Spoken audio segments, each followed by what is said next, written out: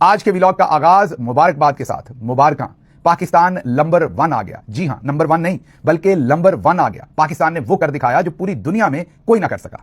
अब से चंद दिन पहले पाकिस्तान के मायानाज डॉक्टरों ने हमें यह बताया कि पाकिस्तान के former prime minister Imran Ahmad Khan Niazi, जिनकी उम्र 73 साल है, 73 ईयर्स, उनकी आंख में CRVO नामी मर्ज का तशखीस हुआ। हमें यह भी बताया कि उनकी आंख 85% खराब हो गई, मतलब उनकी बिनाई जो है वो 85% खत्म हो गई। हमें यह भी बताया गया कि इसको रिकवर करना अब नामुमकिन है। फिर आप सोचते होंगे यहां पाकिस्तान नंबर 1 कैसे आया? आज मुजजा हो गया। इमरान खान की अपनी पार्टी भी कह रही है, डॉक्टर्स भी कह रहे हैं, हुकूमत भी कह रही है, मतलब कि अब तो अवार्ड देना बाकी रह गया है। 73 साल मरीज, जितनी देर में लोगों का पेट खराब हो तो वो ठीक नहीं होता, जितनी देर में जुकाम हो तो वो ठीक नहीं होता, 3 से 4 दिन के अंदर वही डॉक्टर जो हमें बता रहे थे कि 85% आंख की बीनाई चली गई और लिखकर सुप्रीम कोर्ट के अंदर रिपोर्ट्स जमा करवाई गई थी, डॉक्टर्स का ओपिनियन, अब वही डॉक्टर हमें बता रहे हैं कि आंख ठीक हो गई है। और उन डॉक्टर्स की गारंटी कोई और नहीं दे रहा, पाकिस्तान तहरीक इंसाफ के लीडरान बता रहे हैं कि पहले इमरान खान को घड़ी भी नजर नहीं आती थी, अब घड़ी नजर आती है। सिर्फ घड़ी नहीं बल्कि सुइयां भी नजर आती हैं। मैं तो परेशान हो गया, वहां से अडयाला जेल से बैठे कहीं इमरान खान साहब यहां मेरी घड़ी का टाइम भी ना देख ले। मतलब दूर की नजर इतनी फिट कर दी है। हमारे अपने लीडरान 6x6 का जिक्र कर रहे हैं। ये मुजजा कैसे हुआ? पाकिस्तान को क्या, वैसे तो आपको पता है वर्ल्ड रिकॉर्ड बनते हैं, लेकिन इस पर तो कोई नोबेल प्राइज ही देना पड़ेगा। और मजे की बात यह है कि इन 3-4 दिनों में इमरान खान साहब का कोई इलाज भी नहीं किया गया। मतलब कोई नई उन पर दवाई, ये भी नहीं कहते कि हमने कोई ट्रीटमेंट किया, कोई नई दवाई नहीं दी, कोई नया ट्रीटमेंट नहीं किया। देखिए अल्लाह का मुजजा, बैठे बैठे इमरान खान की आंख ठीक हो गई। आपको पता है पाकिस्तान नंबर 1 पर क्यों आ रहा है? इसमें आपको पता है ये रातों रात सब कुछ क्यों हो रहा है? ये डॉक्टर हैं यूथ विंग के वो नौजवान जो सबके हाथों से निकल गए, ISF के वो नौजवान और पाकिस्तान तहरीक इंसाफ के वो नौजवान वर्कर जो किसी को नहीं सुन रहे, खुद से सड़कें ब्लॉक किए हुए बैठे हैं।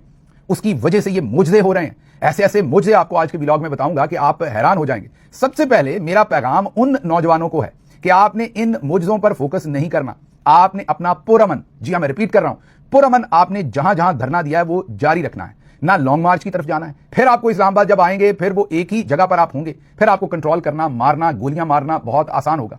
बिखरे रहिए और डिफरेंट शहरों के अंदर धरने देकर जहां जहां पुरअमन तरीके से आप अपना एहतजाज रजिस्टर करवा सकते हैं वो करवाइए। अब जरा पोस्टमार्टम करते हैं, आज पाकिस्तान नंबर 1 कैसे आया, आज पाकिस्तानियों को कैसे टोपी पहनाने की जर्नल्स ने कोशिश की। सबसे पहले हमने कल आपके सामने एक खबर रखी थी।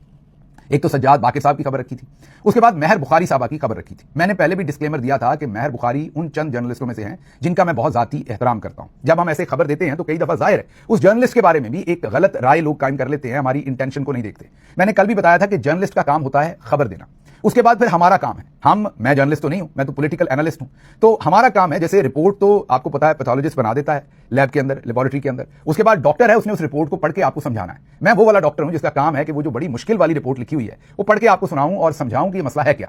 अब जब महर बुखारी साहबा की वो पूरी खबर देखी तो खबर को तो मैंने झूठा नहीं कहा। मैंने कल भी रिपोर्ट करते हुए कहा कि महर बुखारी साहबा के जो जर्नलिस्टिक क्रेडेंशियल्स हैं उन पर तो हम सवाल नहीं उठाते। मेहनती जर्नलिस्ट हैं, पाकिस्तान के बड़ी एक नामी और एक खातून जर्नलिस्ट होकर भी बड़े मुश्किल काम उन्होंने पाकिस्तान में फील्ड रिपोर्टिंग में किए हैं, तो उनका पूरा एहतराम। लेकिन जब उस पूरी खबर को मैंने कल कहा था मैं पढ़ता हूं तो मुझे यह समझ आता है कि इस खबर के अंदर जर्नैली बयानियां हैं। फिर साथ मैंने यह भी कहा कि जर्नलिस्ट का कसूर नहीं है, उसे अगर उसके डिफेंस सोर्सेज से यही खबर मिली, डिफेंस सोर्सेज का मतलब यह नहीं जरूरी होता कि कोई ISI की तरफ से ही, कई दफा डॉक्टर भी हो सकता है उसी साइड का। तो अगर आपको वो खबर मिली है तो जाहिर है फिर वो नैरेटिव वो मार्केट में भेजना चाहते हैं तो उन्होंने खबर दी। और जर्नलिस्ट की यह मजबूरी होती है जब उसके पास खबर आए और वो खबर जिस सोर्स से डेवलप हो रही हो, जनरेट हो रही हो, वो सोर्स उसे ओन भी कर रहा हो, तो उसको वो खबर देनी चाहिए। और महर साहबा ने बिल्कुल ठीक किया। जो हमने तजिया किया था वो भी 16 आने सच किया था और आज इस रिपोर्ट ने साबित कर दिया जो हमने आपके सामने कहा था। हमने आपको कहा था कि ये जो पूरी की पूरी खबर जो महर साहबा ने असल में तो पूरी ये रिपोर्ट ही कल छाप दी थी, सारी इंफॉर्मेशन उनकी दुरुस्त निकली, सोर्स उनका बिल्कुल एक्यूरेट था। इसके लिए उनके जर्नलिस्टिक वर्क को कमेंडेबल कहूंगा मैं। लेकिन अब अगर हम इस रिपोर्ट को पढ़ें जो आज जारी की गई, दस्तखत करके मोहरें ठोक के नीचे 2 प्रोफेसर डॉक्टर्स की, और बड़ी मजे की बातें इस रिपोर्ट के अंदर, इसी वजह से मैं कह रहा हूं कि पाकिस्तान नंबर 1 आ गया, आपके सामने रखता हूं। तो कल महर साहबा का जो ट्वीट था आप उसी को बाय एंड लार्ज देखें तो ये रिपोर्ट है, लेकिन उसके अंदर कुछ मजे की बातें हैं जो हमें सब कुछ बता जाती हैं कि हमारी कल की जो आपके सामने एक हमारा तजिया था, तासर था कि ये जर्नल्स का अगला बयानिया होगा, वो अब ये रिपोर्ट खुद चीख चीख कर कह रही है कि हमने कल सही समझा था। रिपोर्ट का पहला पेज आपको पहले स्क्रीन पर दिखा रहे हैं, वो ज्यादातर इमरान खान साहब को कैसे मिले डॉक्टर्स जाकर, क्या प्रॉब्लम है, कैसे टेस्ट किया गया। फिजिशियन नहीं हूं, मेरे तो सर के ऊपर से गुजर गया, मुझे नहीं पता, खामखा डींगे मारूंगा, मुझे ये पता है वो पता है, कुछ नहीं पता उसके बारे में, किसी से बात करूंगा समझूंगा। लेकिन दूसरा हिस्सा जो है वो बड़ी मजे की बात है। पहला हिस्सा जो है वो आंखों के डॉक्टरों की रिपोर्ट है, दूसरा हिस्सा जो है वो शहबाज गिल ने लिखी हुई है रिपोर्ट, मतलब एक सियासतदान ने लिखी हुई है, उस सियासी रिपोर्ट है। लेकिन मैं जब रिपोर्ट के दोनों सफों को अलग अलग के क्या ये अलग अलग है तो नीचे साइन डॉक्टरों के हैं, फिर मैं हैरान हो जाता हूं कि मेडिकल डॉक्टर कब से सियासी रिपोर्टें लिखना शुरू हो गए। ओहो, फिर मुझे याद आया वही याद आए मुझे फैसल वाडा साहब, जब उन्होंने टेलीविजन पर बैठकर यह कहा था कि मेरे कुत्ते के खून से नवाज शरीफ साहब के प्लेटलेट्स की जाली रिपोर्ट मेरे घर में बैठकर बनाई गई थी।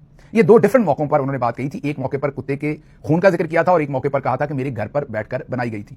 तो मुझे याद आ गया कि यहां रिपोर्टिंग कैसे बनती। मैंने अपना भी बताया था कि उसी पिम्स में जब मेरा ऑक्सीजन सैचुरेशन रेट जो है वो 84% थी उसकी परसेंटेज, तो अगले दिन जो अदालत के अंदर रिपोर्ट जमा करवाई गई थी वो 93% और नीचे 8-10 पिम्स के प्रोफेसर डॉक्टर्स के साइन थे उस रिपोर्ट के ऊपर। फिर जब मुझे शदीद तशद्दुद करके सुबह 5 बजे पिम्स हॉस्पिटल लाया गया था, तो सुबह 5 बजे मैं वहां पहुंचा तो जगमग था एक कमरा, कॉन्फ्रेंस रूम, और उसके अंदर कम से कम 10 के करीब प्रोफेसर डॉक्टर्स बैठे हुए थे। पहले तो मैं हैरान हुआ कि इतनी सुबह 5 बजे सारे हशाश वशाश थे, ऐसे ही लग रहा था कि कोई 9 बज रहे हैं, सुबह के टाई कोट पहने हुए थे, सब बिल्कुल फिट हालत में थे, जाहिर प्लेजेंट भी थे, मेरे साथ पढ़े लिखे लोग थे।